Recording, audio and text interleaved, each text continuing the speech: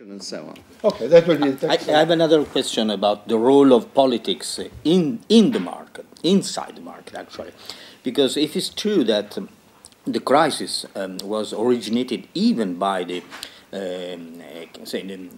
mistakes in political economy, monetary economy, Greenspan and the role of interest rates and so on. You could say that, of course, this idea of a market, of this fundamentalistic idea of market was wrong, but was wrong even the idea of of intervention in the market. I mean, there was a political factor in the crisis. And Greenspan maybe acted like that because of political pressures by Bush or because of the September 11 or whatever.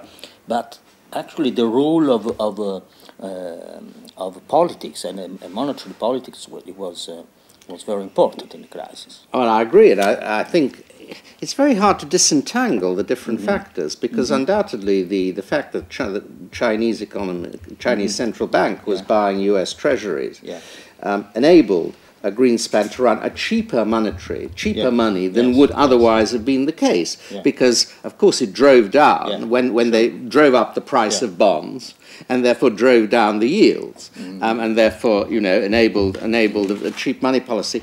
But there was a political economy dimension to what Greenspan was doing, which was that access to credit became the one thing they could give their working class, whose median incomes were being repressed by this very process of circulation of jobs. So instead of actually having protection, this was their protection. You could, and the banks were of course providing it. But of course, in the end, it meant that there was unsustainable debt being built up.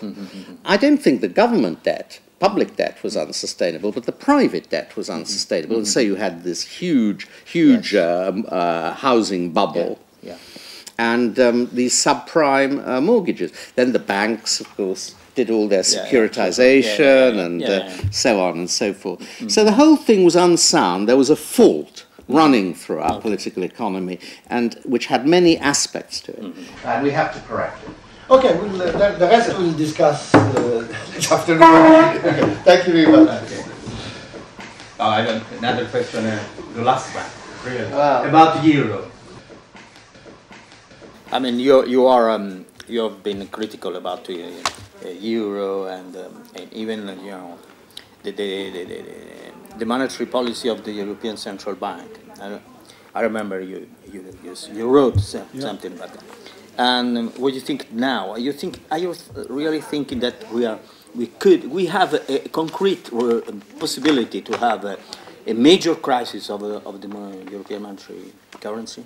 Yes, I think even the end of euro. Yes, possible, quite possible.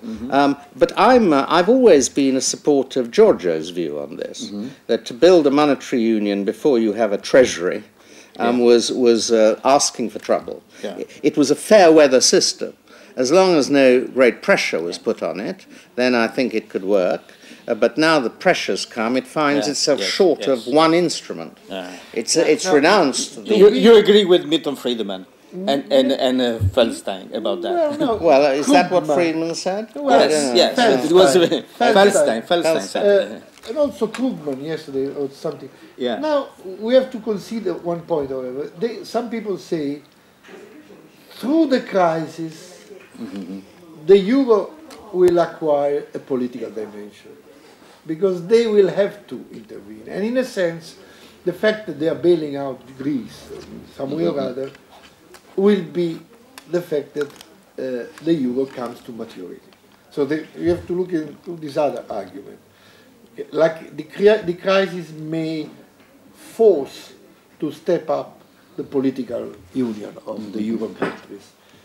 So I would not myself make a firm forecast that the euro is going to fail. No, neither would I. Now, there could be a situation in which the euro produces its own crisis. Yeah, its through own the crisis. yeah. But we don't know. But there's a lag. But These financial exactly. financial crises build up with the speed of lightning, Yeah. almost, Yes. and suddenly everything, you know, and the response is always delayed. It has to be mediated through these meetings with Merkel and Sarkozy and others, and then each time they read, like, you know, the augurs reading the runes in ancient Rome.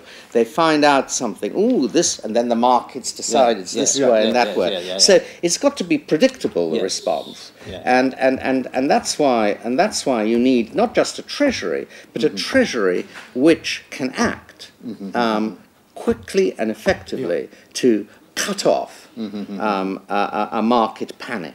Yeah.